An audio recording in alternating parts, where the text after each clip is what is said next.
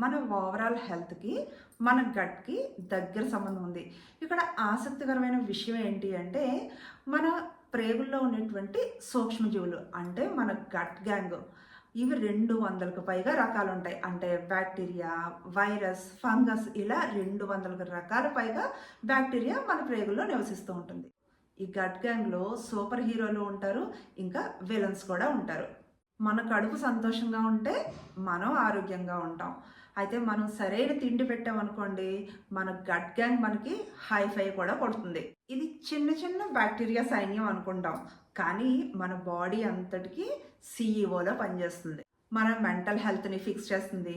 ఆ మధ్య మనం సమంతకి ఆటో ఇమ్యూన్ డిసీజ్ వచ్చింది అని విన్నాం కదా! అలాంటి ఆటో ఇమ్యూన్ డిసీజెస్ వచ్చాయనుకోండి, చప్పున వాటిని తిప్పేస్తాయి. హార్మోన్స్‌కి మాస్టర్ కోచ్‌లా పనిచేస్తాయి.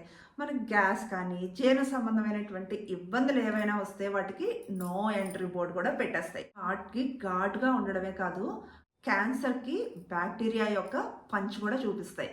ఇదంతా ఇవి చెయ్యాలి అంటే మనం చేయవలసిన పని ఏంటో తెలుసా? వీటికి మంచి ఆహారాన్ని పార్టీగా ఇవ్వాలి. అంటే ప్రోబయోటిక్స్, ప్రీబయోటిక్స్ ఇంకా ఫ్రూట్స్ ఇలాంటి ఆహారాన్ని పెట్టామనుకోండి, జస్ట్ రిలాక్స్ మేమున్నాము అంటాయి.